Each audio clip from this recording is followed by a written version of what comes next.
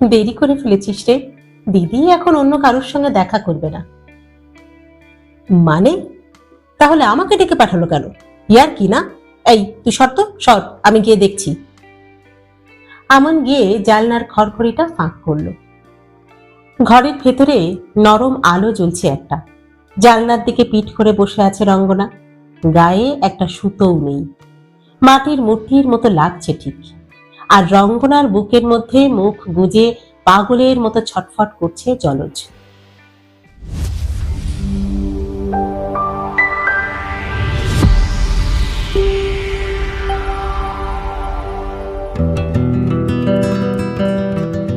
নমস্কার বন্ধুরা, সকলকে স্বাগত জানাই।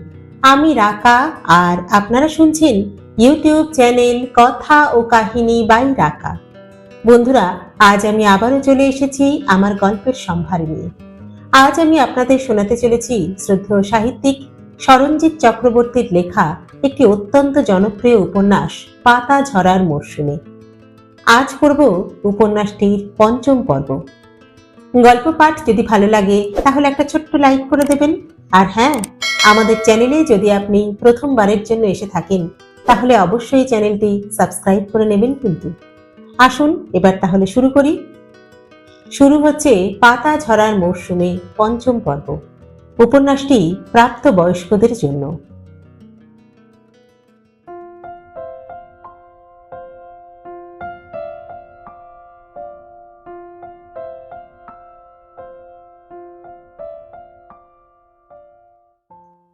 এনআরএস মাঠে দাঁড়ালে কিছু লম্বা লম্বা তাল গাছ দেখা যায়।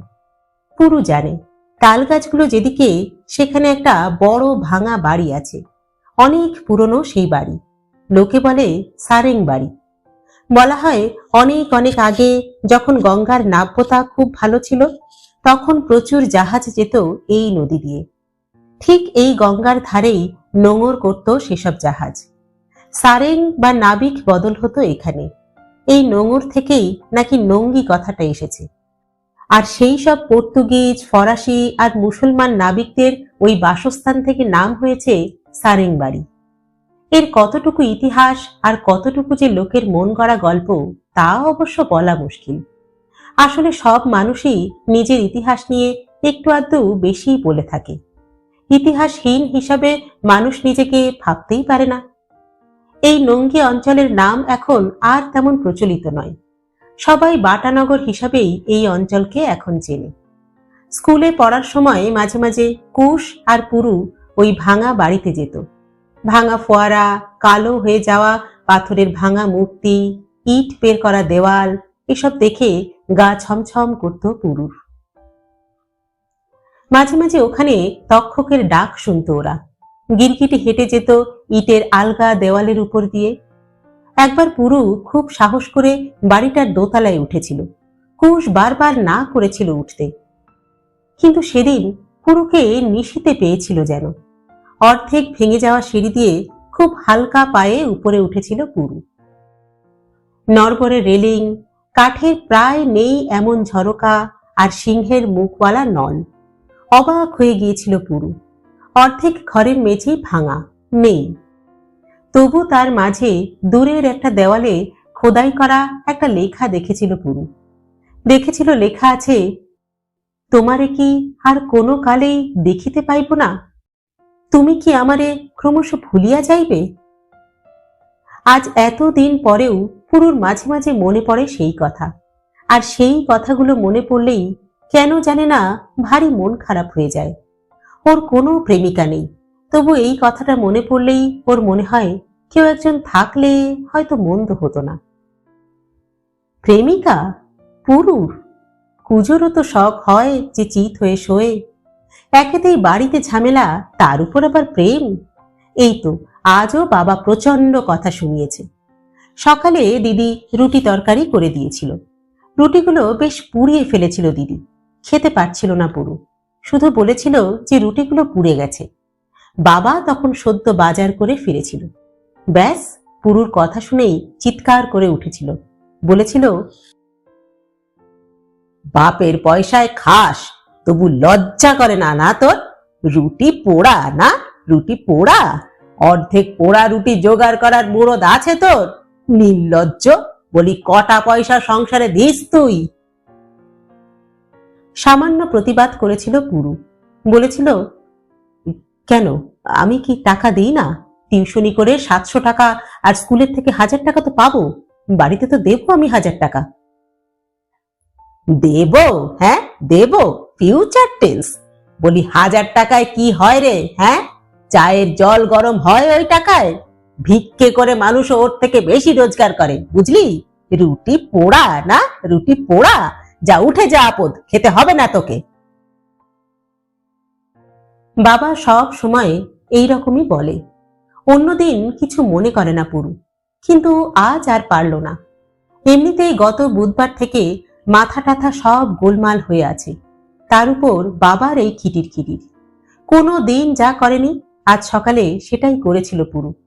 খাবারের থালাটাকে ঠেলে উঠে গিয়েছিল ও। ঠেলার চোটে তরকারির কিছুটা ছিটকে থালা থেকে মাটিতে পড়ে গিয়েছিল। সেই দেখে বাবা আরো জোরে চেঁচাতে শুরু করেছিল। খুব খারাপ খারাপ কথাও বলতে শুরু করেছিল।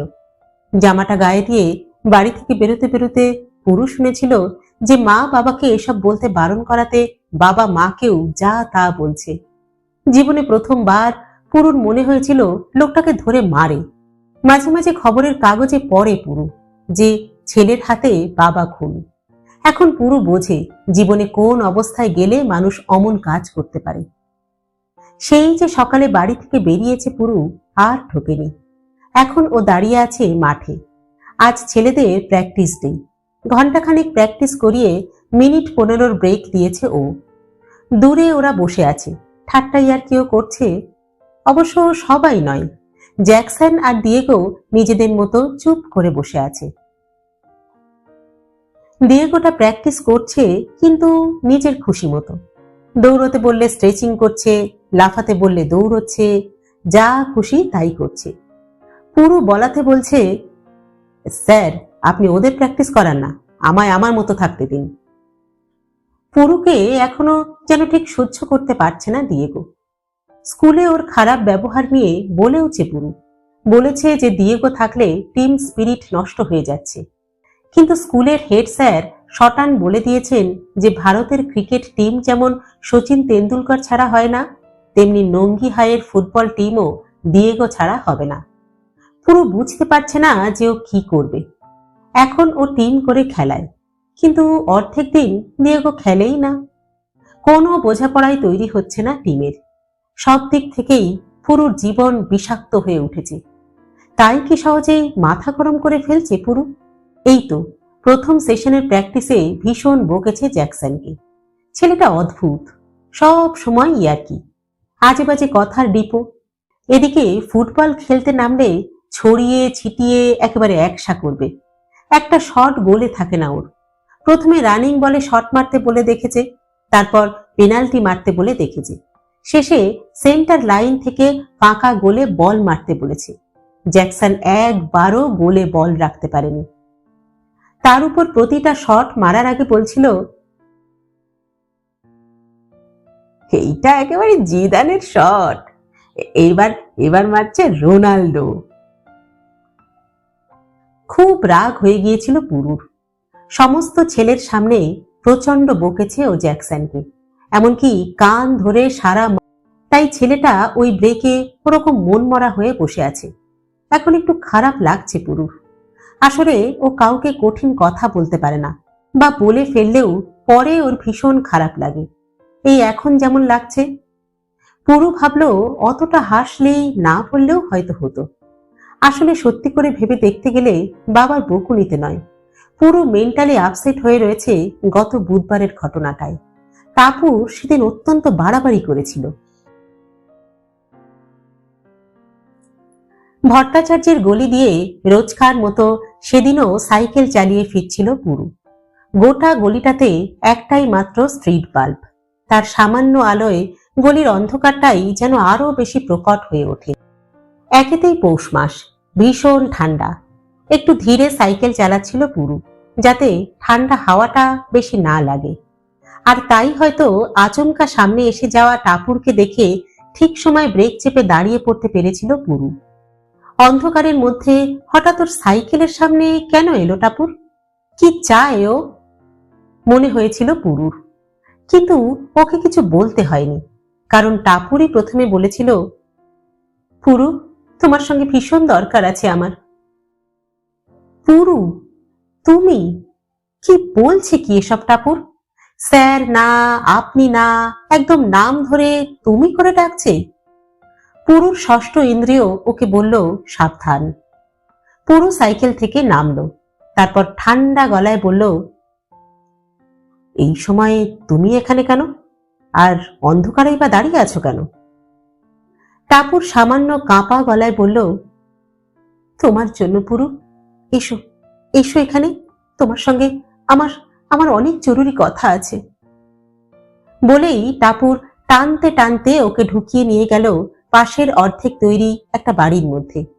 ব্যাপারটা এতটাই আকস্মিক হলো যে পুরু কিছু বলতে পারল না। শুধু ওই বাড়িটার মধ্যে ঢুকতে ঢুকতে শুনল শব্দ করে ওর সাইকেলটা মাটিতে পড়ে গেল। বাড়িটার ভেতরে কাঠের পাটাতন, বালি আর কিছু ছেঁড়া বস্তা রাখা। এই জায়গাটা বেশ অন্ধকার। চোখ সরে যাওয়াতে তাও টাপুরের মুখটা বেশ দেখতে পাচ্ছিল পুরু। টাপুরকে এরকম চঞ্চল কোনো দিন দেখেনি পুরু। বাড়ির ভেতরে ঢুকেই টাপুর দুহাত দিয়ে পুরুর হাত দুটো চেপে ধরল, তারপর বলল, তোমায় ছাড়া আমি একদম ভালো নেই পুরু। আমার একদম ভালো লাগে না কিছু। 2 বছর ধরে আমি শুধু তোমাকেই চেয়েছি। তুমি আজ আমায় ফিরিয়ে দিও না পুরু, প্লিজ।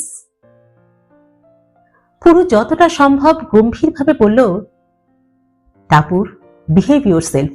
কি হচ্ছেটা কি? এমন কেন করছো তুমি? কিন্তু টাপুর কোনো কথাই শুনছে না। ও পাগলের মতো বলে যেতে লাগলো, না পুরু, না, প্লিজ, তুমি এমন করো না। আজ তুমি আমায় ফিরিয়ে দিও না, প্লিজ। দেখো, আমার দিকে দেখো তুমি। আমি সুন্দরী না? হ্যাঁ, বলো। আমার পিছনে অনেক ছেলে ঘোরে, কিন্তু কিন্তু আমি কাউকে পাত্তা দিই না পুরু। আমি কারোর দিকে তাকাই না। আমি আমি শুধু তোমার জন্য নিজেকে সামনে রেখেছি। বিশ্বাস করো, আমি এখনো ভার্জিন। তুমি আমায় ভার্জিনিটি থেকে মুক্ত করবে পুরু, প্লিজ, প্লিজ পুরু। টেক মি পুরু, টেক মি, প্লিজ। প্রলাপের মতো বলতে বলতে টাপুর ঝাঁপিয়ে পড়ল পুরুর উপর। পুরু কিছু বুঝে ওঠার আগেই টাপুর ওকে এলো পাথারি চুমু খেতে শুরু করলো। পুরুর হাত দুটো নিজের বুকের মধ্যে চেপে ধরে বলছে, তুমি আমায় ধরো পুরু, প্লিজ, প্লিজ, তুমি আমায় ধরো।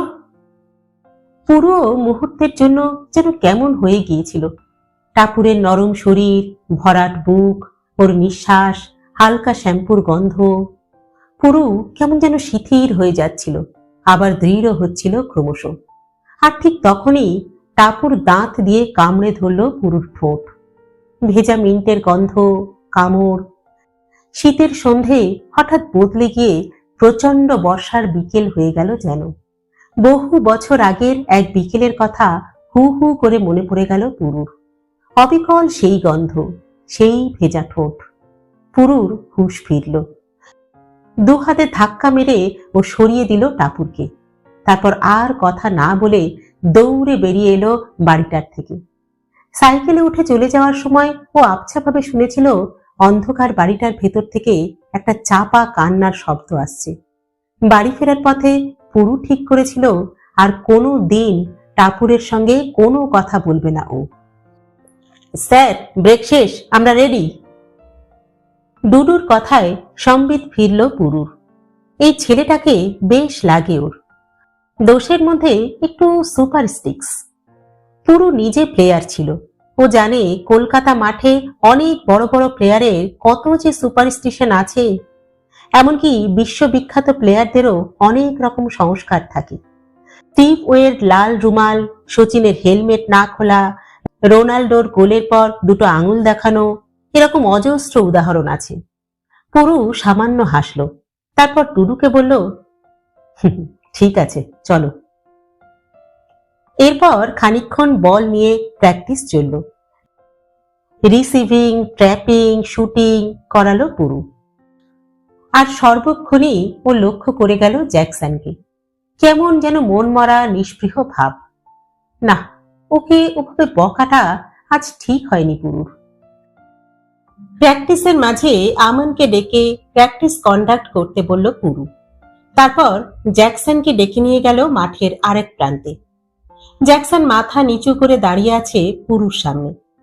পুরু আলতো স্বরে বলল, মনোময়, প্র্যাকটিসে মন না দিলে কিন্তু আমি আরো বকবো।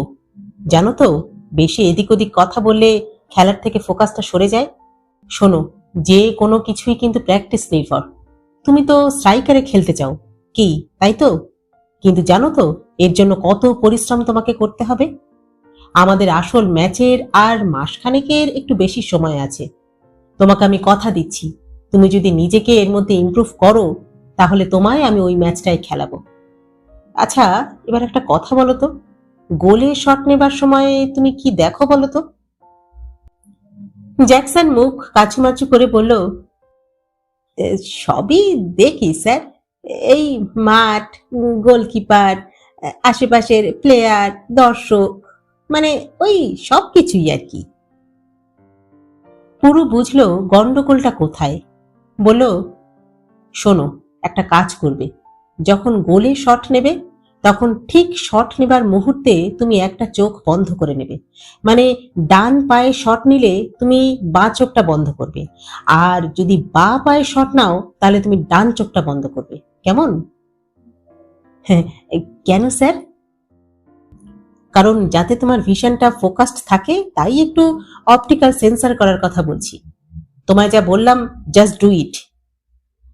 বলেই পুরু মাঠের মাঝখানে দাঁড়ানো কবিরকে হাত তুলে ডাকলো।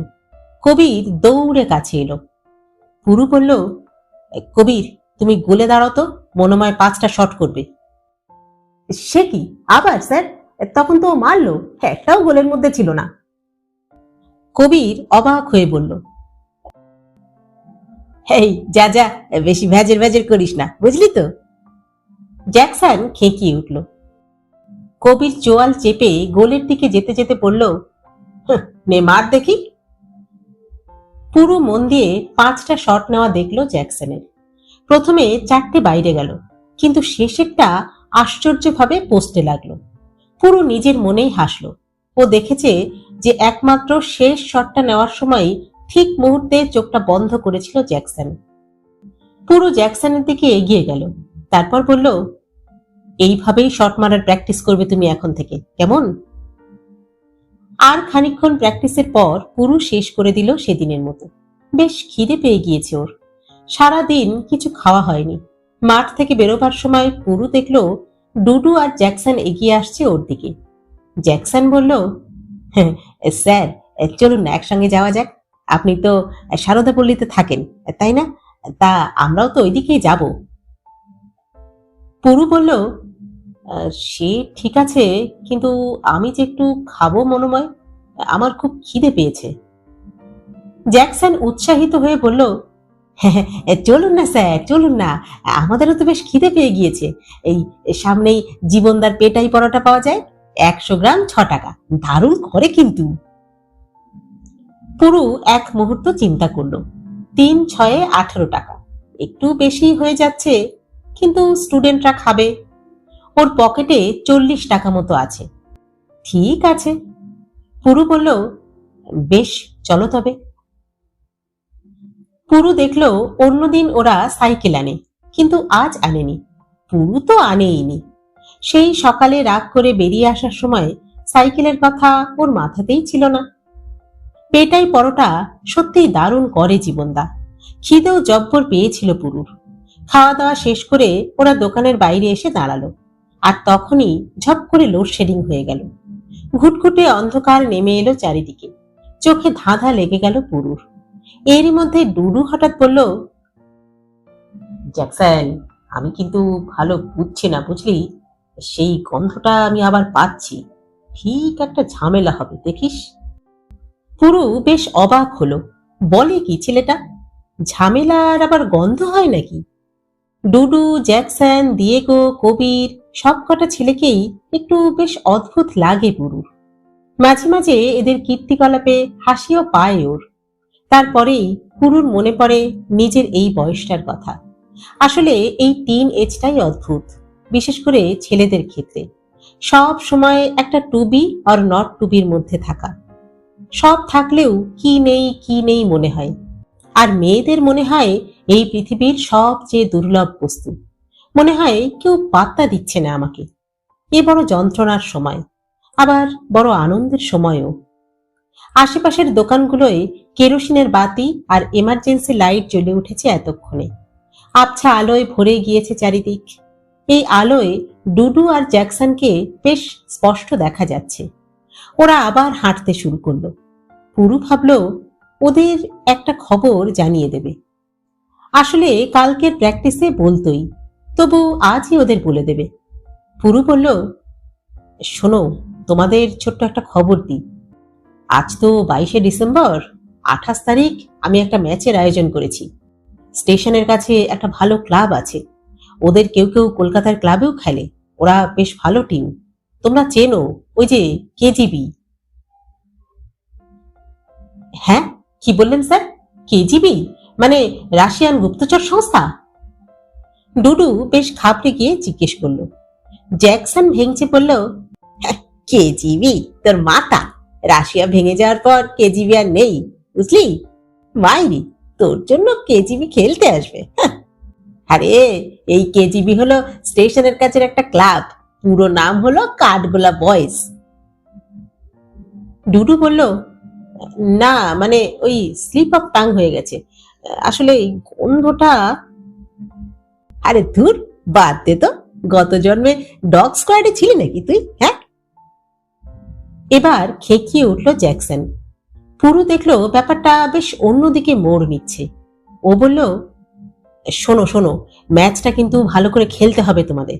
সেদিন দেখা যাবে যে তোমরা কতটা ইমপ্রুভ করেছো। হাঁটতে হাঁটতে ওরা বাটা সিনেমার পিছনের দিকে চলে এসেছে। এখন সিনেমায় ইভিনিং শো চলছে, ফলে রাস্তায় লোকজন প্রায় নেই বললেই চলে। ডুডু আর জ্যাকসন এখন পিছনে কি সব যেন কথাবার্তা বলছে। পুরু ভাবল ও এখন কোথায় যাবে। বাড়িতে ফেরার ইচ্ছে নেই এখন। তবে কি বটতলার আড্ডায় গিয়ে বসবে একটু? ও পেছনে ঘুরলো ডুডুদের চলে যেতে বলবে বলে। আর ঠিক সেই সময়ই একটা চিৎকার শুনল ও। চোর চোর চোর! চোর চোর বলে কে যেন চিৎকার করছে। পুরু ফিরে তাকালো। একটা রোগা পাতলা ছেলে সা করে ওদের পাশ দিয়ে গঙ্গার দিকে রাস্তায় ছুটে চলে গেল। ওর পেছনে দু চারটে বয়স্ক লোক ছুটছে। পুরু জানে গঙ্গার দিকে কিছু অ্যান্টি সোশ্যালের ঠেক হয়েছে। সন্ধে হলে সেখানে নেশা ভাঙ শুরু করে ওরা। আর সুযোগ পেলেই ইট খোলার জন্য আসা কয়লার নৌকো লুট করে। এরাই মাঝে মাঝে সন্ধেবেলা নির্জন রাস্তায় টুকটাক ছিনতাই করে। ছিনতাইবার ছেলেটাকে তাড়া করা লোকগুলোকে দেখে পুরু বুঝল যে ওরা ধরতে পারবে না ছেলেটাকে। মুহূর্তের মধ্যে পুরু কর্তব্য স্থির করে নিল। পায়ের চপ্পলটা খুলে রেখে জোরে স্প্রিন্ট টানল। ইস, আজ যদি সাইকেলটা থাকতো! কিন্তু সেসব চিন্তার সময় নেই। পুরু তাড়া করলো ছেলেটাকে। সামনে প্রায় 100 মিটার দূরে ছেলেটা। পুরু চোয়াল শক্ত করলো। নিমেষে ভুলে গেল যে ওর হাঁটতে চোট, জোরে দৌড়ানো ওর বারণ। ও দৌড়তে লাগলো, খুব জোরে দৌড়তে লাগলো। ঘটনার আকস্মিকতা কাটিয়ে ডুডু আর জ্যাকসনও ওর পিছনে ছুট লাগালো। কিন্তু পুরু ওদের অনেক আগে আগে দৌড়চ্ছে। ওর সেই বিখ্যাত দৌড়। খেলার মাঠেও আগে বল ধরে হঠাৎ হঠাৎ দৌড় দিত পুরু। ওদের কোচ অলোকদা বলতেন চোরা গতি। মজিদ ভাস্করের পর এরকম চোরা গতি নাকি অলোকদা কলকাতার মাঠে আর কারোর দেখেননি। পুরু জানে রাস্তাটা আর কিছুটা সোজা, তারপরেই বেশ আঁকাবাঁকা। সেখানে ছেলেটা ঢুকে পড়লে রিএনফোর্সমেন্ট পেয়ে যেতে পারে। পুরু আরো স্পিড বাড়ালো। দূরত্ব দ্রুত কমতে লাগলো। রোগা ছেলেটাও বেশ বেদম হয়ে পড়েছে এতক্ষণে। কিন্তু এবার হাঁটুটা মট করে উঠল। আবার সেই ব্যথা। যন্ত্রণায় পুরুর মুখ একেবারে বেঁকে গেল। কিন্তু গতি কমালো না ও। ছেলেটা এখন 5 গজের মধ্যে চলে এসেছে। পুরু এবার ওকে ঠিক ধরে ফেলবে। বেগতিক দেখে ছেলেটা ঘুরে দাঁড়ালো। পুরু লক্ষ্য করলো ছেলেটার বাঁ হাতে একটা লেডিস পার্স আর ডান হাতে একটা লম্বা মতো জিনিস। এই অল্প আলোতেও জিনিসটার ঝিলিক দেখে চিনতে ভুল করল না পুরু। ওটা একটা খুর। ছেলেটা কাঁপা গলায় বলল, হায় শুয়োরের বাচ্চা, হায়, নিচ থেকে উপর একবার খুলে রেখে দেব। ছেলেটা হাতের খুঁটটা এবার নাচাচ্ছে। পুরু মনে মনে চিন্তা করে নিল, আর চোখে দেখে নিল বেশ কিছুটা পেছনে ডুডু আর জ্যাকসন খুর দেখে দাঁড়িয়ে পড়েছে। ছেলেটা এখনো সমানে গালাগালি দিয়ে যাচ্ছে। নিমেষে মাটিতে বসে পাশে পড়ে থাকা একটা আধলা ইট তুলে ছেলেটার হাঁটু লক্ষ্য করে ছুঁড়ে দিল পুরু। ছেলেটা এটা আশা করেনি। খটাং করে পায়ের হাড়ে গিয়ে লাগলো ইটটা। সঙ্গে সঙ্গে বাবাগো বলে ব্যাগ আর খুঁটটা ফেলে বসে পড়ল ছেলেটা। পুরু দেখলো ওর পেছন থেকে বোঁ করে ডুডু আর জ্যাকসন গিয়ে ঝাঁপিয়ে পড়ল ছেলেটার উপর। পুরু কাছে গিয়ে খুঁটটা আর ব্যাগটা তুলে নিল। ডুডু আর জ্যাকসন এর মধ্যে ছেলেটাকে মারতে শুরু করেছে। পুরু বারণ করলো, ছেলেটা এমনিতেই হাঁপাচ্ছে, আর মারলে একেবারে অজ্ঞান হয়ে যাবে। 2-4 মিনিটের মধ্যেই একটা ছোটখাটো দল এসে পড়ল ওখানে। মাতব্বর গোছের কিছু লোক, আনাড়ি চ্যাংড়া 2-4টে ছেলে আর 2টো মেয়ে। দেখলেই বোঝা যায় ওরা বেশ ভালো ঘরের মেয়ে। ওদের মধ্যে একজন এগিয়ে এসে পুরুকে বলল, আপনাকে যে কি বলে ধন্যবাদ দেব, আমার দিদির পার্সটা ওই ছেলেটা ছিনতাই করেছিল। সত্যি সো কাইন্ড অফ ইউ। পুরুর হাঁটু দুটো ভীষণ ব্যথা করছে এখন, তবু তার মধ্যেও সামান্য হাসার চেষ্টা করল ও। ভিড়টা ততক্ষণে ঘিরে ধরেছে ছেলেটাকে। কয়েকটা টর্চের আলো গিয়ে পড়েছে ছেলেটার মুখে। রোগা ফ্যাকাশে একটা ছেলে, চোখের তলায় কালি, নাক আর ঠোঁট দিয়ে রক্ত গড়াচ্ছে। হঠাৎ জ্যাকসন ছেলেটাকে বলে উঠল, এই তুই তিমির না? হ্যাঁ, ও তুই এখন চুরি ছিনতাই শুরু করেছিস? হ্যাঁ। ডুডু বলল, আরে তাই তো, জানোয়ার একটা, বলে আবার ঠাস করে একটা চড় বসিয়ে দিল ডুডু। তিমির খসখসে গলায় বলল, শুয়োরের বাচ্চা, সালা দেখে নেব তোদের আমি। এবার মাতব্বরেরা তাদের চড় থাপ্পড় শুরু করলো। পুরুর আর ভালো লাগছে না, ওর গোটা দিনটাই বরবাদ হয়ে গেছে। ও মেয়েটাকে বলল, আপনারা চলে যান কেমন, আর দাঁড়াবেন না এখানে। মেয়েটা হাসলো, বলল, হ্যাঁ এবার যাব, বাট থ্যাঙ্কস এগেন। আচ্ছা, একদিন আমাদের বাড়িতে আসুন না আপনি। কাছে এই যে গঙ্গার ধারে নতুন ম্যানশনটা হয়েছে, ওটা আমাদের। মাসখানেকও হয়নি আমরা এখানে এসেছি। কিরে দিদি, ওর উচিত না আমাদের বাড়িতে একদিন আসা? আচ্ছা, বাই দ্য ওয়ে, আমি হলাম রাখা, আর এই হলো আমার দিদি রোহিণী। এবার অন্যজনকে লক্ষ্য করলো পুরু, আর সঙ্গে সঙ্গে 4 সেকেন্ডে হৃৎপিণ্ডটা বন্ধ হয়ে গেল ওর। প্রায় আধো অন্ধকার গলিটা হঠাৎ যেন আলোয় ভরে গেল। পাশের চোরটাকেও যেন মনে হলো দেব শিশু। এ মেয়ে কোত্থেকে এলো? এমন চোখ, এমন ঠোঁট, এ কে? এমন সুন্দরের সামনে যেন দম বন্ধ হয়ে গেল পুরুর। কিন্তু রোহিণী চুপ, মাথা নিচু। রাকা সামান্য হেসে বলল, আচ্ছা আসি তাহলে। ওহো, আপনার নামটাই তো জানা হয়নি। পুরু নিজের নাম বলল। রাকা হাত নেড়ে বলল, একদিন আসবেন কিন্তু আমাদের বাড়িতে, কেমন?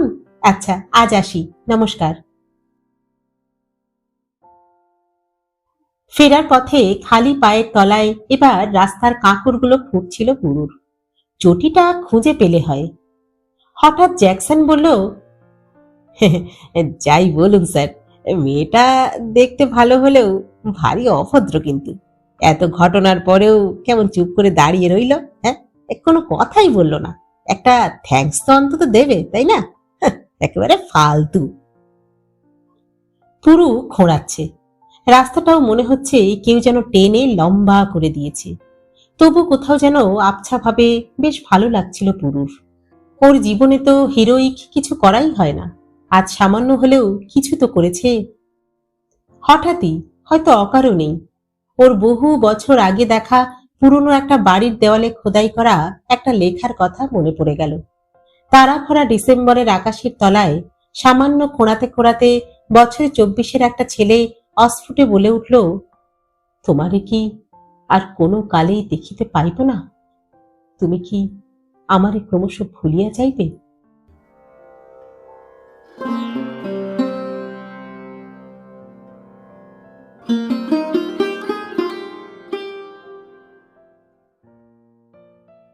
My love has made me selfish. I cannot exist without you. I am forgetful for everything, but seeing you again, my life seems to stop there. I see no further. শিমুল কখনো কখনো এই লেখাটা খুলে পড়ে। বছরখানেক আগে বেশ কিছু পুরনো কাগজপত্রের মধ্যে একটা আধছেঁড়া ডায়েরি আর একটা জীর্ণ বই পেয়েছিল শিমুল। ডায়েরির হাতের লেখাটা দেখেই বুঝেছিল এটা ওর বাবার। প্রথমে ভেবেছিল বাবার কোনো ব্যক্তিগত ডায়েরি, পড়া হয়তো উচিত হবে না, কিন্তু 2-3 দিন পর আর কৌতূহল চেপে রাখতে পারেনি শিমুল। ভেবেছিল বহুদিন আগের ডায়েরি, বাবা হয়তো এটার কথা এতদিনে ভুলেও গেছে, একটু পড়লে ক্ষতি কি। তাই খুব সাবধানে এক রাত্রে ডায়েরিটা খুলেছিল শিমুল। প্রথম পৃষ্ঠাতেই একটা quotation, for God's sake hold my tongue and let me love. ও দেখল হলদে হয়ে গেছে পৃষ্ঠাগুলো, ফাউন্টেন পেনের কালিও বেশ ফ্যাকাশে। তারপর পোকারা এদিক ওদিক ছোট্ট ছোট্ট ট্রেঞ্চ কেটে রেখেছে পৃষ্ঠা জুড়ে, ফলে বেশ কিছু শব্দ বোঝা যাচ্ছে না। তবুও সময় নিয়ে ধীরে ধীরে পড়ছিল শিমুল, আর যতবার পড়ছিল তত অবাক হয়ে যাচ্ছিল ও। ভাবছিল এটা সত্যি ওর বাবার লেখা।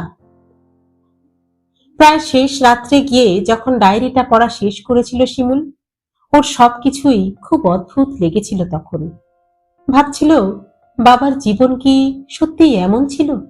বাবার কলেজ জীবনে কি সত্যি কোনো প্রেম ছিল? এই শান্ত বাবা একসময় একটা মেয়ের জন্য মারামারি করেছে? মোমো বলে কোনো মেয়ের জন্য কি সত্যি বাবার মনের মধ্যে সারা জীবন কষ্ট থেকে যাবে? শিমুলের কেমন যেন বিশ্বাস হচ্ছিল না ওর শান্ত নির্ঝঞ্ঝাটে বাবা মারামারি করতে পারে আর এমন সব অদ্ভুত বাংলা লিখতে পারে।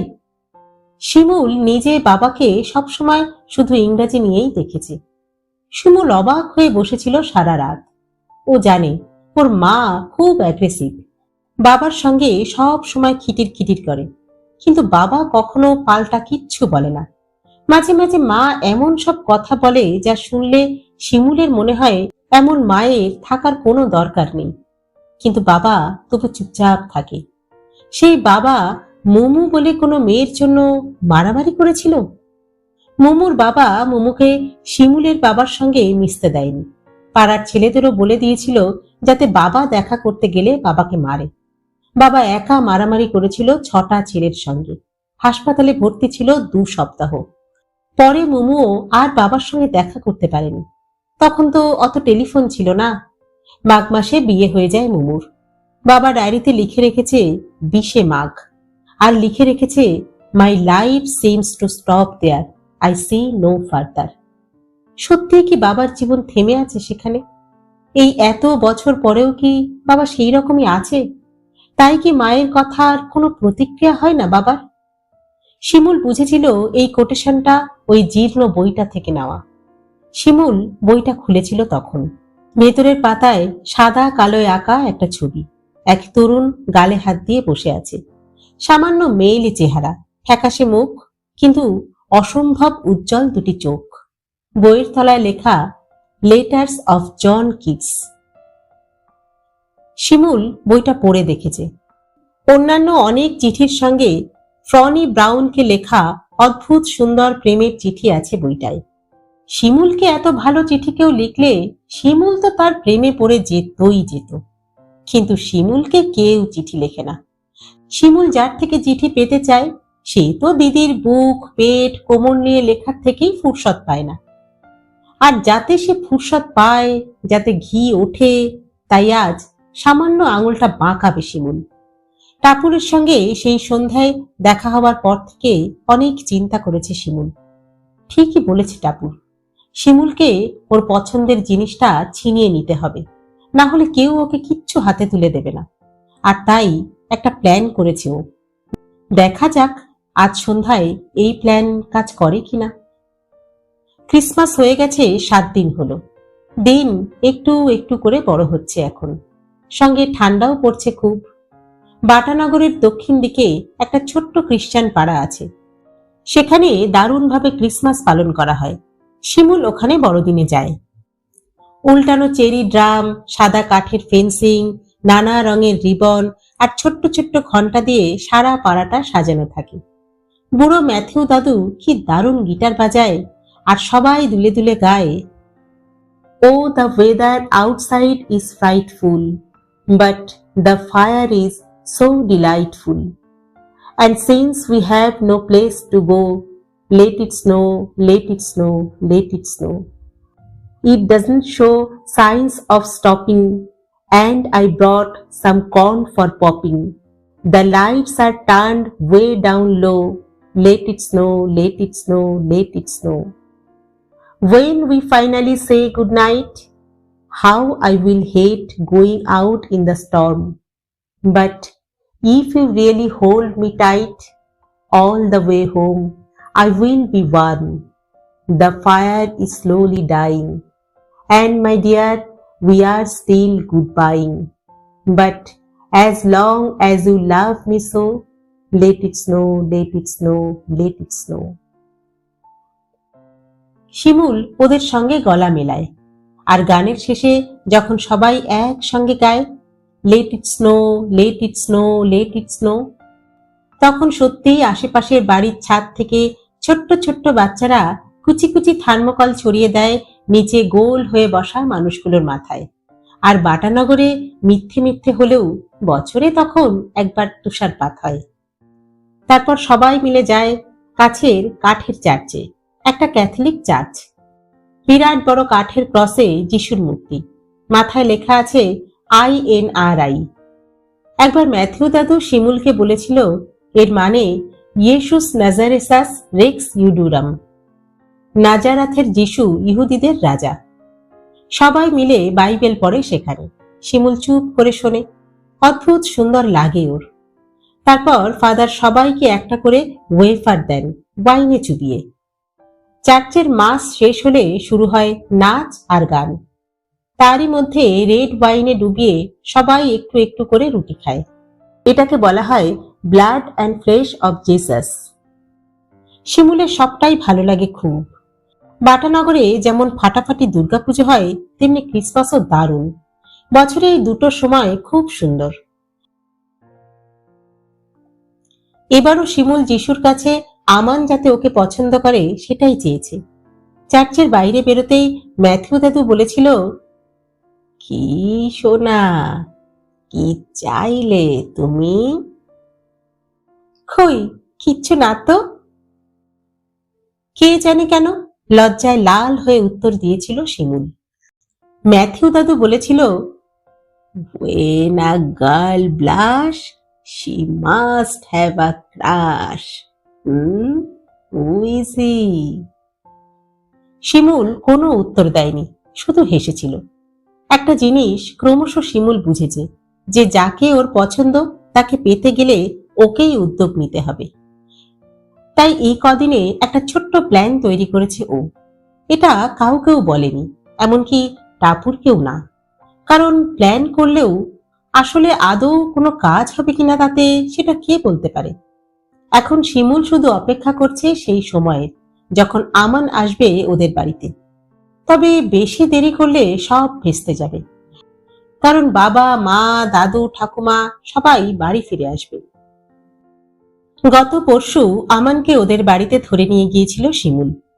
আমান তখন কম্পিউটারে ফিফা 2004 খেলছিল।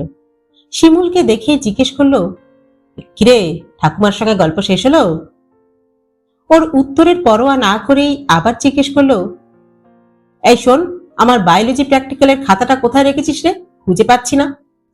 আর তোর এই গোছানোর ঠেলায় নিজেকেই খুঁজে পাওয়া কঠিন হবে একদিন। তুই পুরো গিভ আপ একটা। গিভ আপ কথাটা আমান খুব ব্যবহার করে। শিমুল কিছু না বলে খাতাটা বের করে দিয়েছিল। আমান আবার ডুবে গিয়েছিল ওর ফুটবলে। শিমুল পায়ে পায়ে গিয়ে দাঁড়িয়েছিল ওর চেয়ারের পেছনে। তারপর ধীরে ধীরে বলেছিল, শোন দিদি, দিদি তোকে একবার দেখা করতে বলেছে। দিদি মানে রঙ্গনা যেন শখ খেলো, এমন ভাবে ঘুরে বসেছিল আমান। তারপর শিমুলের হাত ধরে বলেছিল, সত্যি সত্যি বলছিস? কবে রে? এক্ষুনি? ভালো আর খারাপ একসঙ্গে লাগলে কেমন লাগে প্রথম বুঝেছিল শিমুল। ওর হাত ধরে বসে থাকা আমান আর দিদির কথায় উত্তেজিত আমান। শিমুল তবু যথাসম্ভব শান্ত মাথায় বলেছিল, না আজ নয়, পরশু। দিদি বলেছে সন্ধে 6:30 নাগাদ তোকে যেতে, আগে নয় কিন্তু। হ্যাঁ, আর শোন, তখন বাড়িতে কেউ থাকবে না, তোকে দিদির কি সব যেন প্রাইভেটলি বলার আছে। কি কথা? হ্যাঁ, কি কথা? আমানের মুখ চোখ লাল হয়ে উঠেছিল। শিমুল বলেছিল, আমি জানি না, তুই পরশুদিন আসবে কিন্তু, কেমন? তার আগে নয়, দিদি কিন্তু স্ট্রিক্টলি বারণ করে দিয়েছে। শিমুল এবার উঠে জানলার কাছে গেল। আমান এখনো আসছে না তো, কি ব্যাপার? শিমুল ঘড়ির দিকে তাকালো। প্রায় 6টা বাজে। জলজ দিদির কাছে এসেছে এখন। 7টা নাগাদ ও চলে যাবে, কারণ 7:30টায় বাড়ির সবাই নেমন্তন্ন থেকে ফিরে আসবে। শিমুল চায় জলজ থাকতে থাকতেই আমান আসুক, কারণ তাহলেই ওর প্ল্যানটা খাটবে। শিমুল জানলার পর্দা সরিয়ে নিচে দেখল খুটখুটে অন্ধকার রাস্তা। ভেতরে ভেতরে অস্থির হয়ে উঠছে শিমুল। আমান কোথায়? ও জানে অমূল্য সময় চলে যাচ্ছে, ওর সমস্ত আয়োজন মাঠে মারা যাচ্ছে। বাড়ির বড়রা যখন নেমন্তন্নে যাচ্ছিল, সবাই শিমুলকে যেতে বলেছিল, কিন্তু শিমুল জেদ করে যায়নি, কারণ ও জানে রঙ্গনা যেহেতু যাচ্ছে না, সেহেতু জলজ নিশ্চয়ই আসবে, আর সেটাকেই এক্সপ্লয়েট করবে ও।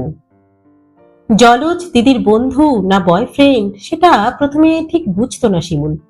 কখনো ভাবতো বয়ফ্রেন্ড, আবার কখনো ভাবতো বন্ধু। কিন্তু একবার জলজ আর রঙ্গনাকে একসঙ্গে জালনার খড়খড়ির ফাঁক দিয়ে দেখে সব ধারণা কেমন যেন তালগোল পাকিয়ে গিয়েছিল শিমুলের। কখনো সেই দৃশ্যের কথা চিন্তা করলেই গায়ে কাঁটা দেয় শিমুলের। আর কেন কে জানে, তার সঙ্গে সঙ্গেই ওর মনে পড়ে যায় বছর 3 আগের এক দুপুরের কথা। শিমুলের সব সময় দুটো আলাদা আলাদা ঘটনা একসঙ্গে মনে পড়ে যায়। বছর 3 আগের সেই দুপুরে শিমুল ছিল টাপুরের বাড়ি। ভগবান জানে কোত্থেকে লুকিয়ে একটা সিডি নিয়ে এসেছিল টাপুর। সেটা চালাতেই দম বন্ধ হয়ে গিয়েছিল শিমুলের। অতগুলো শরীর কি করছে একসঙ্গে? ঘটনাটা বুঝতেই বেশ কিছুটা সময় লেগেছিল ওর, কিন্তু বুঝতে পেরেই ওয়াক উঠে এসেছিল শিমুলের।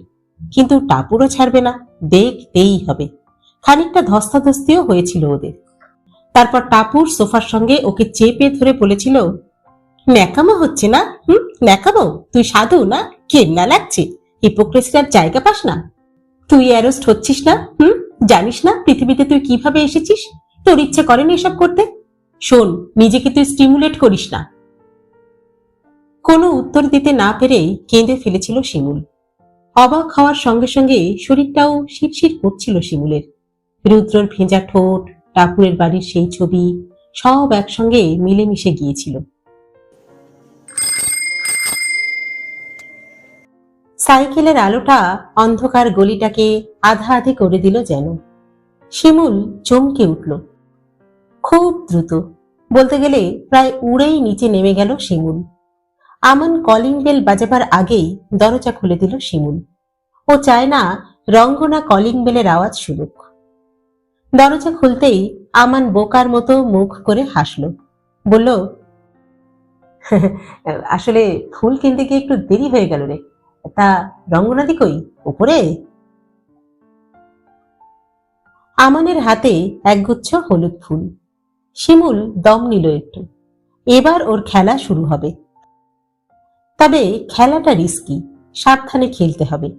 শিমুল বলল, দেরি করে ফেলেছিস রে, দিদির সঙ্গে একজন আছে, দিদি এখন অন্য কারোর সঙ্গে দেখা করবে না। মানে? অন্য কারোর সঙ্গে আছে, দেখা করবে না? তার মানে কি? তাহলে আমাকে ডেকে পাঠালো কেন? ইয়ার কি না? এই তুই সর তো, সর, আমি গিয়ে দেখছি। আমান প্রায় শিমুলকে ঠেলে সরিয়ে উপরে উঠতে লাগলো। শিমুল পেছনে পেছনে, আমান শোন, শোন আমান। বলে যেতে লাগলো। কিন্তু আমানকে ও আটকালো না। শিমুল জানে ঠিক কখন আমানকে আটকাতে হবে। শিমুল যা ভেবেছিল ঠিক তাই। রঙ্গনার ঘরের দরজা বন্ধ। আমান হাত তুলল দরজায় ধাক্কা দেবে বলে, আর ঠিক সেই মুহূর্তে শিমুল ওর হাতটা চেপে ধরল। বলল, দাঁড়া, ধাক্কা দিস না, আয় একটা জিনিস দেখি। আমান অবাক হয়ে দাঁড়িয়ে পড়ল। শিমুল পা টিপে টিপে গিয়ে জানলার খড়খড়ি তুলে রঙ্গনার ঘরের ভেতরে উকি দিল। দেখা দেখি আমানও এগিয়ে এলো। কিন্তু শিমুল দ্রুত শব্দ না করে খড়খড়ি নামিয়ে আমানকে বলল, শোন, তুই দেখিস না, তোর ভালো লাগবে না। কেন? আমান শিমুলকে ঠেলে এগিয়ে গেল জানলার দিকে। শিমুল আর আমানকে বাধা দিল না, কারণ ও ঠিক এটাই চাইছিল। মানুষের এটাই প্রবৃত্তি, যেটা তাকে দেখতে বারণ করা হয় সেটা সে দেখবেই দেখবে। আমান গিয়ে জানলার খড়খড়িটা ফাঁক করলো। আর ভাগ্যও এমন যে ভেতরের পর্দাটাও আজ সরানো আছে। শিমুলও আমানের পাশ দিয়ে উঁকি দিল। ঘরের ভেতরে নরম আলো জ্বলছে একটা। জানলার দিকে পিঠ করে বসে আছে রঙ্গনা। গায়ে একটা সুতোও নেই। মাটির মূর্তির মতো লাগছে ঠিক। আর রঙ্গনার বুকের মধ্যে মুখ গুজে পাগলের মতো ছটফট করছে জলজ। ওর হাত দুটো রঙ্গনার কোমর খামচে ধরে আছে। জলজ কিছু একটা বলছেও, কিন্তু স্পষ্ট শুনতে পাওয়া যাচ্ছে না। ধীরে ধীরে জলজ রঙ্গনাকে বিছানায় শুইয়ে দিল। বুক থেকে চুমু খেতে খেতে নিচে নামতে লাগলো জলজ। রঙ্গনা ছটফট করছে, হাত দিয়ে খামচে ধরেছে বিছানার চাদর। জলজ গিয়ে থামলো রঙ্গনার তলপেটে, আর তারপরেই মুখ ঘষতে শুরু করলো। রঙ্গনার অস্ফুট শব্দ এবার চিৎকারে পরিণত হলো। শিমুল স্পষ্ট শুনতে পেল রঙ্গনা বলছে, জোরে, আরো জোরে, আরো জোরে, উফ, পাচ্ছি না, আগো, আর না, আর না জলজ, এবার এসো, এসো, প্লিজ এসো, প্লিজ এবার এসো। শিমুল দেখলো মুখ তুলে নিয়ে জলজ হাঁটু গেড়ে বসে পড়ল রঙ্গনার দু পায়ের মাঝে। তারপর রঙ্গনার কোমর দুহাতে চেপে ধরে নিজেকে প্রবেশ করালো রঙ্গনার মধ্যে। আবছা আলোয় দুটো শরীর দুলতে লাগলো অদ্ভুত ছন্দে। পাশে ধপ করে আওয়াজ হওয়াতে শিমুল ঘরের থেকে চোখ ফিরিয়ে তাকালো। আমান থেপড়ে বসে পড়েছে মাটিতে। হাতের হলদে ফুলগুলো পাশে পড়ে আছে ছড়িয়ে। আমানের ফর্সা মুখ লাল হয়ে গেছে, চোখ দিয়ে দরদর করে জল পড়ছে। কিছু বলতে চেষ্টা করছে আমান, কিন্তু কিছুতেই যেন পারছে না। শিমুল কোনো মতে দাঁড় করালো আমানকে। তারপর কষ্ট করে একরকম টানতে টানতেই ওকে নিয়ে গেল নিজের ঘরে। শিমুলের ঘরটা রঙ্গনার ঘরের উল্টো দিকে বারান্দার আরেক মাথায়। শিমুলের খাটে ধপ করে বসে পড়ল আমান। শিমুল দেখলো রীতিমতো কাঁপছেও। মুখ এখনো লাল, চোখ দিয়ে এখনো জল পড়ছে। আমান যে ভীষণ শক্ট তা বুঝতে অসুবিধা হলো না শিমুলের। শিমুল ধীরে ধীরে বসলো আমানের পাশে। ওর হাতটা নিজের হাতে নিয়ে শিমুল বলল, তখনই তোকে বলেছিলাম দেখিস না, তোর ভালো লাগবে না। আমান হেঁচকি তুলে বলল, এসব এসব কি করছে রে? হ্যাঁ, ছেলেটা ছেলেটা কে? আর ওরা ওরা সেক্স করছে কেন? এও আমায় দেখতে হলো? আমি আমি শিমুল বুঝলো আমান কথার খেই হারিয়ে ফেলেছে। ও বলল, কাম ডাউন আমান, ছেলেটা দিদির বয়ফ্রেন্ড। বাড়ি ফাঁকা থাকলেই দে হ্যাভ সেক্স। তুই দুঃখ পাস না রে। দুঃখ পাবো না? হ্যাঁ, আমার যে কোথায় কষ্ট হচ্ছে। শিমুল, শিমুল, আমি আমি কি করব শিমুল? রঙ্গনাদি রঙ্গনাদি এমন কেন করলো? আমানের কথা ক্রমশ প্রলাপের আকার নিচ্ছে। শিমুলের এবার কষ্ট হলো। এমনটা ও হয়তো না করলেই পারত। এভাবে আমানকে ডেকে এনে শখ দেওয়াটা বোধহয় ঠিক হয়নি ওর। শিমুল তো জানতো রঙ্গনা ফাঁকা বাড়ির অ্যাডভান্টেজ নেবেই নেবে, আর এও জানতো যে আমান এসব দেখলে কষ্ট পাবেই। তবু কোথায় যেন সূক্ষ্মভাবে একটা আনন্দও হচ্ছে ওর। আমান ওকে জিজ্ঞাসা করছে, আমি আমি কি করবো শিমুল? হ্যাঁ, কি করবো আমি? তবে কি আর অদৃশ্য নয় শিমুল? শিমুল চোখ মুছিয়ে দিল আমানের। ওর কাঁধে হাত রেখে বলল, সব ঠিক হয়ে যাবে, দেখিস। আর শোন, দিদির কথা চিন্তা করিস না। খারাপ কথা ভাবলে নিজেরই মন খারাপ হয়। আমান ফ্যাল ফ্যাল করে তাকিয়ে রইল ওর দিকে। শিমুল নিজের কথায় নিজেই অবাক হচ্ছে। এসব কথা বলতে পারছে কি করে ও? কে বলাচ্ছে ওকে দিয়ে এসব? শিমুল আবার বলল, শোন, কাঁদিস না। তোকে কাঁদতে দেখলে আমার খুব কষ্ট হয়। কথাটা সত্যি, কারণ শিমুলের চোখের কোনো জলে চিকচিক করছে। আমান শিমুলের হাতটা ধরে ওর দিকে তাকালো, তারপর ধীরে ধীরে ওর কাঁধে মাথা রাখলো। আমানের নিঃশ্বাস লাগছে শিমুলের গলায়। মাথার চুল থেকে হালকা শ্যাম্পুর গন্ধ পাচ্ছে ও। ভালো লাগায় শিমুলের শরীর যেন অবশ হয়ে আসছে। আমান আস্তে আস্তে বলল, শিমুল, তুই তুই সবসময় আমায় এভাবে সামলাবি তো শিমুল? শিমুলের হঠাৎ মনে পড়ে গেল হলদে হয়ে আসা কিছু পৃষ্ঠা, ফ্যাকাশে নীল কালি, মারামারি করে ছেঁড়া শার্ট আর ঠোঁটের কোনায় রক্ত নিয়ে ফেরা এক যুবক। যুবকটাকে কেউ কোনোদিন এভাবে সামলায়নি। শিমুলের গলার কাছে হঠাৎ ব্যথা করে উঠল। মনে হলো কি যেন আটকে আছে। ওর বলতে ইচ্ছা হলো, সামলাবো, তোকে আমি সামলাবো। কিন্তু পারল না। ওর নাক থেকে পিছলে আসা চশমাটা ঠিক করতে করতে বলল, সবসময় কথা বলতে নেই, একটু চুপ কর।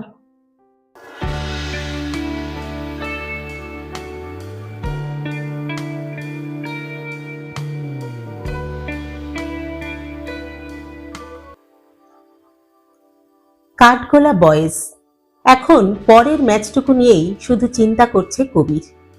পুরু এদের সঙ্গে যে এতদিন খাটাখাটনি করলো, তার ফলাফলের কিছুটা এই ম্যাচ থেকে পাওয়া যাবে।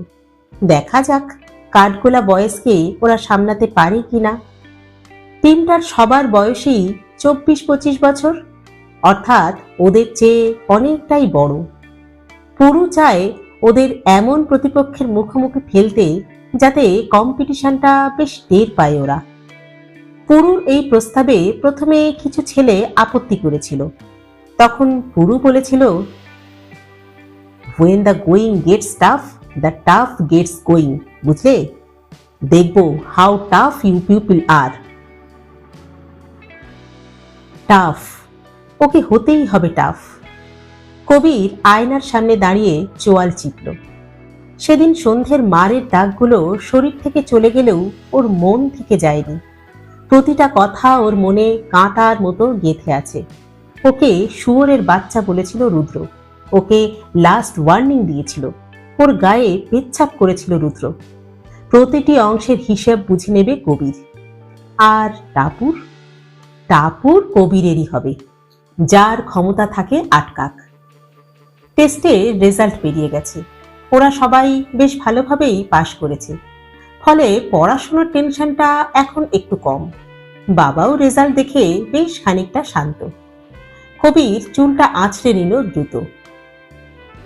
এমনিতেই প্র্যাকটিস থেকে ফিরতে বেশ দেরি হয়ে গেছে আজ। ওদিকে বেশি দেরি হলে নাচের স্কুলের পর টাপুরকে মিস করবে ও। টাপুরকে মিস করতে ও চায় না আজ। ও আজ একবার টাপুরের কাছে ট্রাই নিয়ে দেখবে। গানের স্কুলে তো আর দেখা হবার চান্স নেই। মাঝে মাঝে ভাবলে ভীষণ খারাপ লাগে কবিরের। সমাধির গানের ক্লাসে টাপুরের একদম কাছে আসার সুযোগ হতো কবিরের, সেটা এখন আর সম্ভব নয়। আর তার জন্য কিছুটা ও নিজেই দায়ী। রুদ্রর কাছে বেদম মার খেয়ে প্রায় অজ্ঞান হয়ে গিয়েছিল কবির। দিয়েগো বাড়ি পৌঁছে দিয়ে যায় ওকে। প্রায় 3-4 দিন জ্বরে বেহুশ ছিল কবির। তার মধ্যে প্রলাপ বকেছিল। বারবার টাপুর, গানের ক্লাস, রুদ্র, সমাধির কথা বলেছে ও। বাড়ির লোকেরা সবটা বুঝতে না পারলেও টাপুর আর গানের ক্লাসটা সহজেই ইকুয়েট করে ফেলেছিল। বাবা তো আগেই ওয়ার্নিং দিয়ে দিয়েছিল টাপুরের বিষয়ে। ফলে একটু সুস্থ হতেই বাবা প্রথমে জিজ্ঞেস করেছিল, তোকে কে মেরেছে বলতো? কবির কিছুতেই বলেনি। যতবারই জিজ্ঞাসা করা হয়েছে প্রশ্নটা, কবির চুপ করে থেকেছে। শেষে বলেছে, অন্ধকার ছিল তো, তার উপর ওরা সব বেপাড়ার ছেলেরা, আমি ঠিক দেখতে পাইনি। কিন্তু বাবা কি আর অত বোকা? এরপরেই সেই প্রশ্নে না গিয়ে বাবা আচমকা বলেছিল, খুব তো রবীন্দ্রনাথের গান শিখিস, দীপ নিভে গেছে মম, গানটা শোনা দেখি। এই খেয়েছে, এই গানটা আবার কবে লিখলেন রবীন্দ্রনাথ, আর কেনই বা লিখলেন? কবির আমতা আমতা করছে দেখে বাবা বলেছিল, শোনো, তোমার আর গান শিখে কাজ নেই, খেলছো পড়ছো, ব্যাস এনাফ, গান একদম বন্ধ আজ থেকে, বুঝলে? কবির তীব্র প্রতিবাদ করতে চেয়েছিল, কিন্তু বাবার চোখের দিকে তাকিয়ে তীব্র প্রতিবাদের বদলে তীব্র একটা ঢোক গিলেছিল ও। মনে মনে ভেবেছিল, টাপুর এভাবে ফসকে গেল, এবার তো অন্য কোনো ছেলে ওকে নিয়ে নাকের ডগা দিয়ে ড্যাং ড্যাং করে চলে যাবে, কেউ কি সহ্য করা যায়?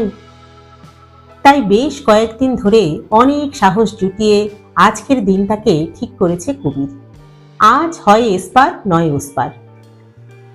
আর তাকে নাচের ক্লাসের আশেপাশে বখাটের মতো ঘুরঘুর করতে হবে না। কবির যাবে ডুডুর কাছে, যেন ডুডুর সঙ্গেই দেখা করতে এসেছে। কবির হলুদ পুলোভার আর নীল জিন্স পরেছে একটা, এতে ওকে বেশ স্মার্ট দেখায়, মা বলে। চুলটাকেও সামনের দিকে জেল দিয়ে একটু স্পাইক করে নিয়েছে। আজ ওকে দারুণ লাগতেই হবে, কোনো গ্যাপ রাখা যাবে না আজ। এরই মাঝে কলকাতা গিয়ে আর্চিস থেকে একটা মিউজিক্যাল কার্ড কিনে নিয়ে এসেছে কবির, সঙ্গে রিবন বাঁধা বিদেশি টফির বাক্স। ইন্টারনেট ঘেটে রাজ্যের কবির নামের লোকেদের তথ্য জোগাড় করেছে। আজ আর টাপুর ওকে কাবু করতে পারবে না। আর একবার নিজেকে আয়নায় দেখে নিল কবির। সানগ্লাসটা পরলে আরো ভালো লাগতো, পরবে কি? কবির ভাবলো একবার, তারপরেই ভাবলো বিকেল প্রায় শেষের দিকে। সানগ্লাস পরলে যা প্যাক খাবে তাতে আজ রাত্রে আর খেতে হবে না। ইস, যদি একটা মুন গ্লাস থাকতো ওর। কবির আর একটুও দেরি না করে গিফটগুলো নিয়ে বেরিয়ে পড়ল। তাড়াতাড়ি ডুডুর ওখানে পৌঁছতে হবে। হিসেব মতো বেশি দেরি নেই আর নাচের ক্লাস শেষ হতে। আজ আর সাইকেল নিল না কবির, পাড়ার ভিতর দিয়েই শর্টকাট মেরে দেবে। কবির রাস্তায় বেরিয়ে দেখল একটা দুটো করে আশেপাশের দোকানগুলোর আলো জ্বলতে শুরু করেছে। বেশ ঠান্ডা পড়েছে এবার, গত কয়েকবার এত ঠান্ডা পড়েনি। কবিরের শীত খুব ভালো লাগে, তবে আজ যেন একটু বেশি ঠান্ডা লাগছে ওর। ও হাঁটতে লাগলো। চারপাশের হইচই, দোকানের আলো, গাড়ির আওয়াজ কিচ্ছু পৌঁছচ্ছে না ওর কানে। নিজেকে খুব মহান বলে মনে হচ্ছে ওর। কেমন একটা যেন চোরা কনফিডেন্সও টের পাচ্ছে ও। পেতেই হবে, ওকে আজ টাফ হতে হবে যে। টাপুরকে নিয়ে আসতে চলেছে ওর জীবনে, এর জন্য ওকে একটু যোগ্যতা হয়ে উঠতেই হবে। কবির শর্টকাটের জন্য পাশের গলিতে ঢুকতে গেল।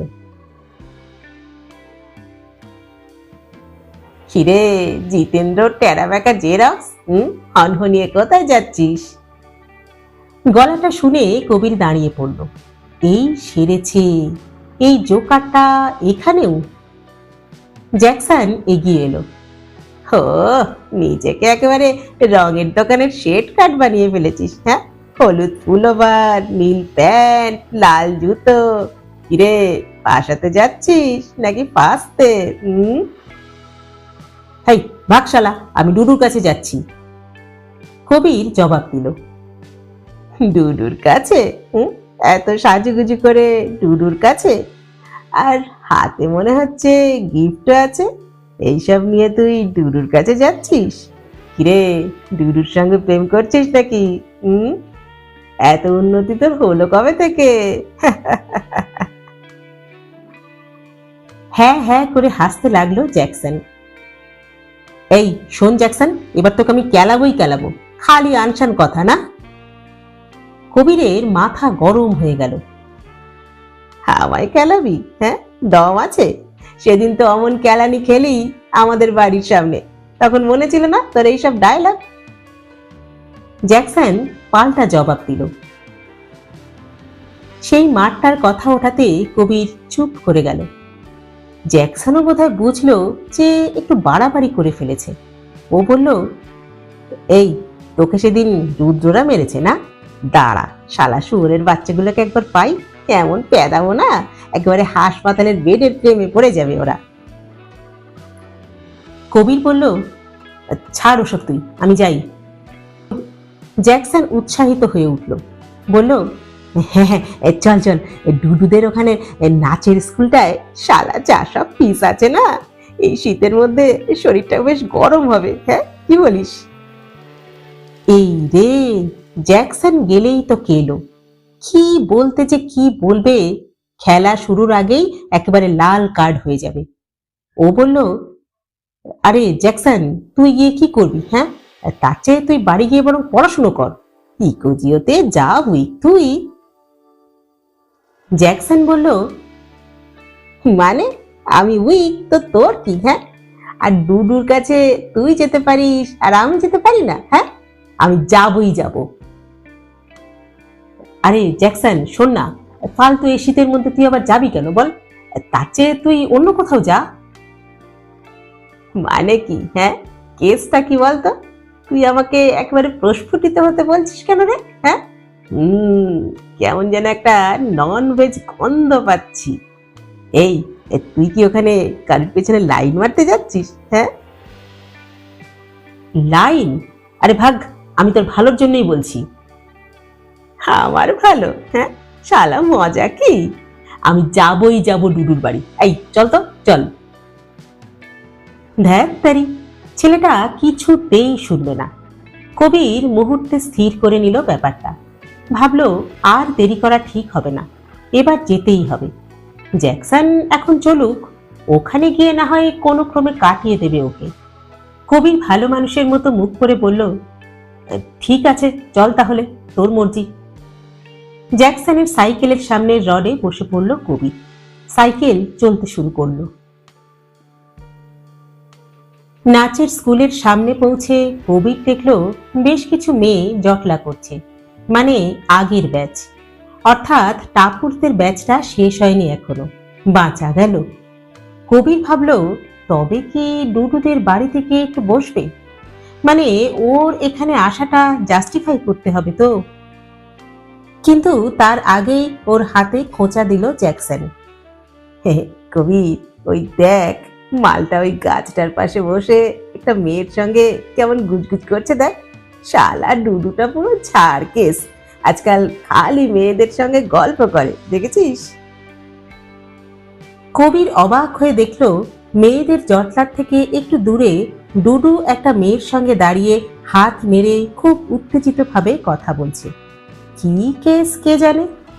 কবির জ্যাকসনের সঙ্গে পায়ে পায়ে এগিয়ে গেল ওদের দিকে।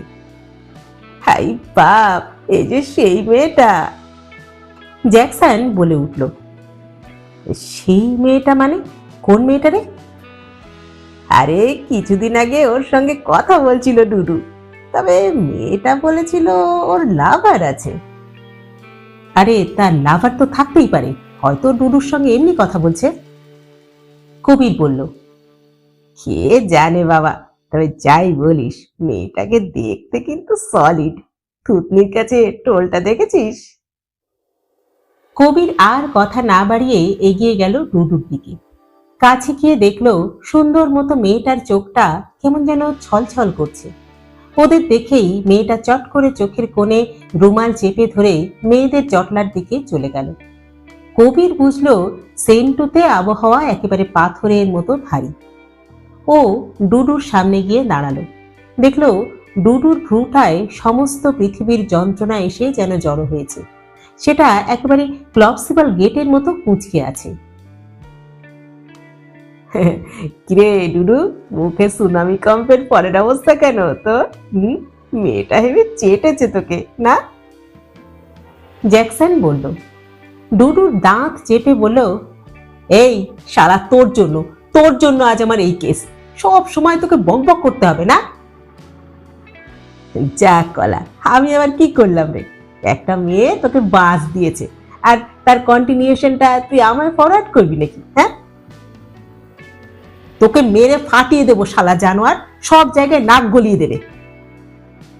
এবার কবির আর থাকতে না পেরে জিজ্ঞেস করলো, এই ব্যাপারটা কি রে? আমি তো কিছুই বুঝতে পারছি না। ডুডু বলল, এই শালা জ্যাকসনের বাচ্চা এমন উল্টোপাল্টা সব বলেছে না যে সায়কা পুরো 440 হয়ে আছে, আমার সঙ্গে আর কথা বলতেই রাজি নয়। তো কথা না বললে বলবে না, তুই হে দিয়ে মরছিস কেন? কবির জিজ্ঞেস করলো। মানে? উত্তেজিত হয়ে ডুডু বলল, আমার রাগ হবে না কথা না বললে? আমার মানে কিরে অমন তোতলাচ্ছিস কেন? হ্যাঁ, শালা একবেলা পড়ি আর একবেলা সায়কা, আমি কি করে বুঝবো বল? জ্যাকসন ঝাঁঝিয়ে বলল। কবির আবার বলল, I am still not getting it. আরে বাবা, কেসটা কি? ডুডু গাছের পাশের নিচু পাঁচিলটার উপর বসে পড়ল। মুখের ভাব ওয়াটারলুর পরের নেপোলিয়ানের মতো। কবির ভাবল, ওরা তো আর কবিরের বুকের ভেতরটা দেখতে পাচ্ছে না। মনে হচ্ছে কলকাতার রেসকোর্সের পুরোটা ওর ভেতরে ঢুকে পড়েছে, আর সেখানে সমস্ত লেন দিয়ে হাজারে হাজারে ঘোড়া ছুটে চলেছে। কবির ঘড়ি দেখল, এতক্ষণে তো নাচের ক্লাস শেষ হয়ে যাওয়ার কথা। আজ কি তবে এক্সট্রা ক্লাস হচ্ছে? কবিরের আর দেরি ভালো লাগছে না। ও ধপ করে বসে পড়ল ডুডুর পাশে। ভাবল একটু জল পেলে ভালো হতো, জিভটা একেবারে শুকিয়ে কাঠ হয়ে গেছে। ডুডু ধীর স্বরে বলল, সাইকা আজ বলেছে আমার সঙ্গে আর কোনো দিন কথা বলবে না। আগে একদিন জ্যাকসন বলেছিল যে পরীর সঙ্গে আমার সম্পর্ক আছে, তারপর থেকে ও আমার সঙ্গে আর কথাও বলছিল না। আজ সেটা জিজ্ঞেস করতে গেছি আর আমায় বলেছে যে আমার এই পোড়া মুখ যেন আমি ওকে আর না দেখাই। শালা জ্যাকসন, আমি তোর বন্ধু আর তুই আমাকেই বাস দিলি? সেদিন বিকেলে সাইকার সামনে ওই কথা তোর কি না বললেই চলছিল না? আচ্ছা, সাইকাকে যে তোর ভালো লাগে সে কথা তুই আমাকে বলেছিস? জ্যাকসন জিজ্ঞেস করলো। ডুডু বলল, না বলিনি, কারণ চান্স পাইনি। আর ওরকম ভাবে সব বলতেও হয় না। কিছু জিনিস থাকে যেগুলো বেস্ট সেড বাই সাইলেন্স, কিন্তু সেই সাইলেন্সটুকুই আর নেই। তবু অনেক চিন্তা করে মন ঠিক করেছিলাম। জানিসই তো আমাদের বাড়ি কেমন অর্থোডক্স। জ্যাকসন, মাই যা করলি না তুই। ও, যত দোষ নন্দ ঘোষ না? তোমার ম্যাও তুমি সামলাতে পারবে না আর আমায় দোষ দেবে? হ্যাঁ, আর ওরা জনা, তোরা ব্যানার্জি, তোদের বাড়ি অর্থোডক্স, তোর ঠাকুরদা গঙ্গা জল দিয়ে ধুয়ে মাংস খায়। একটা মেয়েকে ভালো লাগার পর এত হিসাব করিস কেন? হ্যাঁ, আমি সাইকা হলে তোকে এমনিতেই লাথ মারতাম, বুঝলি? জ্যাকসন খ্যাক খ্যাক করে বলল। কবির ঝুম হয়ে বসে আছে। সব কথাই ওর কানে যাচ্ছে, কিন্তু কোনো কিছুই যেন ওর মাথায় ঢুকছে না। আসলে টাপুরের ব্যাপারটা যতক্ষণ না কোনো ফয়সালা হচ্ছে, কবিরের কিছুই ঠিক হবে না। ওর কি আর এখন ডুডুর ঝামেলা শোনার সময় আছে? এদিকে নাচের ক্লাসটাও শেষ হচ্ছে না। ওর মনে হচ্ছে বোমা মেরে পুরো স্কুলটাকেই উড়িয়ে দেয়। টাপুর, আর কত সময় নেবে তুমি? কবির শুনলো জ্যাকসন ডুডুকে জিজ্ঞেস করছে, এই ডুডু, এই সাইকা মেয়েটা কোথায় থাকে রে? হ্যাঁ, কেন, তোর কি দরকার? হ্যাঁ, এবার কি কুরিয়ার সার্ভিস করে ওদের বাড়িতে বাঁশ পৌঁছে দিবি নাকি তুই? ডুডু রেগে গিয়ে বলল। এবার জ্যাকসন সামান্য হাসলো, বলল, আরে বাবা, রাগ করছিস কেন? জাস্ট আউট অফ কিউরিসিটি জিজ্ঞেস করছি। বল না, কোথায় থাকে রে মেয়েটা? প্রচন্ড অনিচ্ছার সঙ্গে ডুডু বলল, সাহেব কলোনিতে থাকে সাইকা। ও, তা বাংলো নাম্বারটা কত? হ্যাঁ, জ্যাকসন আবার জিজ্ঞেস করলো। অত জানি না, ভাগ এখান থেকে। এবার শোয়ার ঘর কটা, বাথরুম কটা, কমোড না বাংলা সিস্টেম, এসব জিজ্ঞেস করবি নাকি তুই? ডুডু খিচিয়ে উঠল। জ্যাকসন কিছু বলতে যাচ্ছিল, কিন্তু বাধা পড়ায় পারল না। আজকেও রাধা কাকু হন্তদন্ত হয়ে এসেছে। বলল, এই বাদর, এই তুই এখানে দাঁড়িয়ে কি করছিস কি? হ্যাঁ, ওদিকে তোর মা যে হন্যে হয়ে তোকে খুঁজছে। ঠাকুরের জন্য মিষ্টি আনতে বেরিয়ে তো আর টিকিট দেখা নেই তোর। ভাবলাম মিষ্টি তুই হয়তো বানাতেই বসে গেলি নাকি। সত্যি একটা কাজ যদি তোকে দিয়ে হয়, গরু খোঁজা খুঁজে তবে তোকে এখানে পেলাম। যা করিস না তুই। এই চল চল বাড়ি চল। ডুডু বলল, ঠিকই তো, গরুকে গরুর মতোই তো খুঁজতে হবে। ভাগ তুই, ভাগ এখান থেকে অপয়া। জ্যাকসন একটু রেগে গিয়ে বলল, এই আবার পয়া অপয়া শুরু করেছিস তুই? হ্যাঁ, তোর ব্রেনের ম্যাল ফাংশনটা এবার কাটাবার বন্দোবস্ত কর দেখি। নিজে ভুলভাল করবে আর দোষ দেবে অন্যদের। শালা পারিসও তুই লেবু তেতো করতে। কোথায় ভাবলাম এখানে এসে একটু মজা হবে, তা না তুই ঝামেলা শুরু করলি। দূর। কবির দেখলো রাধা কাকু কিছু না বুঝে এর ওর মুখের দিকে তাকাচ্ছে। তারপর রাধা কাকু বলল, কিরে, নিজেদের মধ্যে ঝগড়া করছিস কেন তোরা? হ্যাঁ, একসঙ্গে পড়িস, একসঙ্গে খেলিস, এরকম করলে তো টিম স্পিরিটে প্রভাব পড়বে রে। তোদের বডি ল্যাঙ্গুয়েজ চেঞ্জ হয়ে যাবে। আরে বাবা, তোদের টিমের থিঙ্ক ট্যাঙ্কারের ব্যাপারে তো কিছু করা উচিত। নঙ্গি হাই যদি হেরে যায় তবে তো রাস্তায় আর মুখ দেখাতে পারবো না রে আমরা। এবার জিততেই হবে তোদের, বুঝলি? তোদের টিম ম্যানেজমেন্টের এক্ষুনি এই ব্যাপারে কিন্তু স্টেপ নেওয়া উচিত। নিজেদের মধ্যে এত খেয়ে খেয়ে থাকলে কি চলে? কবিরের এবার অসহ্য লাগছে সবকিছু। একেতেই নাচের স্কুলের টিউশন শেষ হচ্ছে না, তার উপর ডুডু জ্যাকসনের ঝামেলা, আর সব শেষে রাধা কাকু। আজকাল একটা প্রবণতা খুব দেখা দিয়েছে।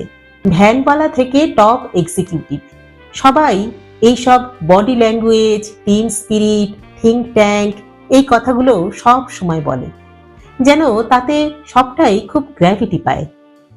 এসব ক্রিকেটের ফল। আর সবচেয়ে বড় হাইট হলো রাধা কাকুর ওই শেষ কথাটা, টিম ম্যানেজমেন্ট। যেন ন্যাংটো খোকার গলায় টাই।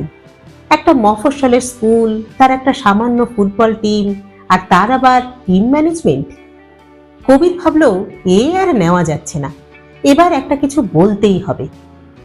পাঁচিলের থেকে উঠে দাঁড়িয়ে কবির বলল, কিরে জ্যাকসন, বাড়িতে কাকিমা ডাকছে, তুই যা। রাধা কাকু এত কষ্ট করে তোকে খুঁজে বের করলো, আর তুই এখানে যাচ্ছিস? রাধা কাকু বলল, হ্যাঁ হ্যাঁ চল চল, দেরি করা ঠিক নয়। তবে আমার কথাগুলো কিন্তু তোরা মাথায় রাখিস, বুঝলি? কবির হ্যাঁ হ্যাঁ করে জ্যাকসনকে সামান্য ঠেললো যাওয়ার জন্য। কারণ ও দেখতে পেয়েছে নাচের স্কুল থেকে একটা দুটো করে মেয়ে বেরোচ্ছে। টাপুরও যে কোনো সময় হয়তো বেরিয়ে আসবে। ও চায় না জ্যাকসন এখন আর থাকুক। ডুডুকে যে কি বিপদে ফেলেছে ও। কিন্তু জ্যাকসন সত্যি আর দাঁড়ালো না। রাধা কাকু আর ও চলে গেল। ডুডুও বসলো না আর। এক দঙ্গল মেয়ের সঙ্গে সাইকা নাচের স্কুলে ঢুকে গেল দেখেই বোধ হয়। কবিরের ভারী ভালো লাগলো। সব ঠিকঠাক চলছে আজ। ঠিক সময় মতো সবাই ওকে সুযোগ করে দিচ্ছে। আজ টাপুর রাজি না হয়ে পারবে না। তাছাড়া কবিরের মনে হলো ওর রাজি হয়ে যাওয়াই উচিত। এতদিন টাপুরের পেছনে খাটছেও, পরিশ্রমের তো একটা দাম আছে নাকি? হাতে গিফট আর রংচঙে জামা কাপড় পরে সামান্য দুর্বল হাঁটু নিয়ে দাঁড়িয়ে রইল কবির। মাথার উপর পৌষ মাসের আকাশ অদৃশ্য হিম পড়ছে। জীবনের সমস্ত ভালোবাসা জড়ো হয়ে আছে কবিরের চোখে। আর সেই চোখ গেট দিয়ে বেরিয়ে আসা একটা একটা করে মেয়ের মধ্যে খুঁজছে টাপুরকে। অবশেষে চোখ খুঁজে পেল। হঠাৎ কামিনী ফুলের গন্ধ কোত্থেকে এসে যেন ঝাপটা মারল মুখে। আর সমস্ত দৃশ্যই তুচ্ছ, ঝাপসা হয়ে গেল ক্রমশ।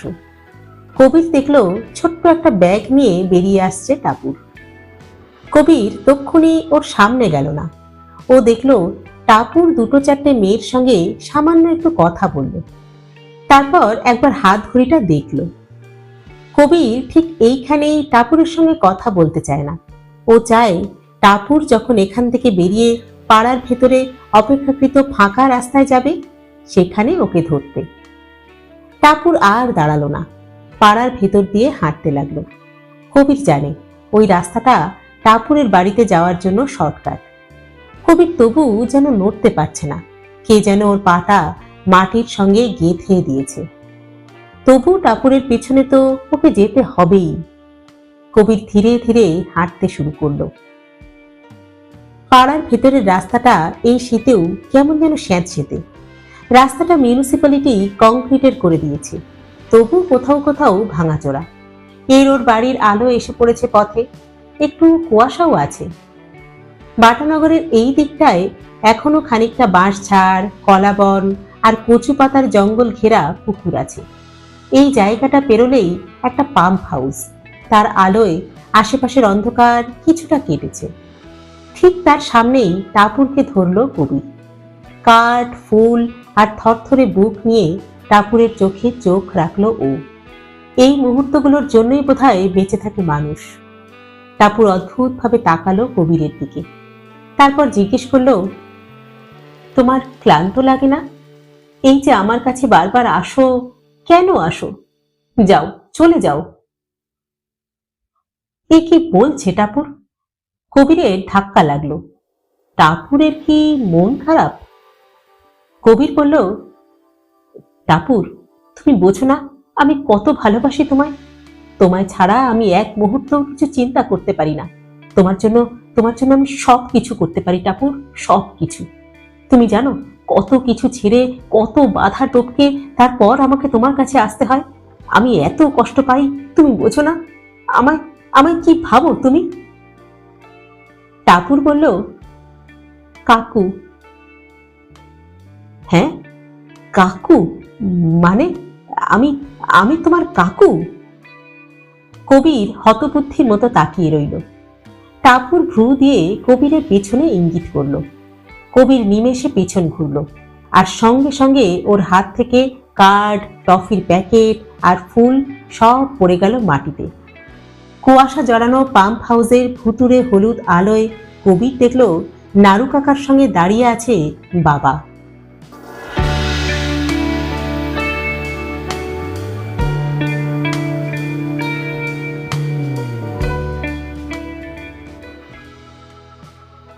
শেষ হলো পাতা ঝরার মরশুমে। আজ পড়লাম পঞ্চম পর্ব। লিখেছেন শ্রদ্ধেয় সাহিত্যিক সরঞ্জিত চক্রবর্তী। গল্প পাঠ করলাম আমি রাকা। আপনারা শুনছেন ইউটিউব চ্যানেল কথা ও কাহিনী বাই রাকা। আজকের পর্বটি কেমন লাগলো আপনাদের কমেন্ট বক্সে অবশ্যই জানাবেন। কিন্তু গল্প পাঠ যদি ভালো লাগে তাহলে আমাদের চ্যানেলটি লাইক, শেয়ার ও সাবস্ক্রাইব করতেও ভুলবেন না কিন্তু। আজ তাহলে এই পর্যন্তই। পরবর্তী পর্ব নিয়ে ফিরে আসবো খুব শীঘ্র।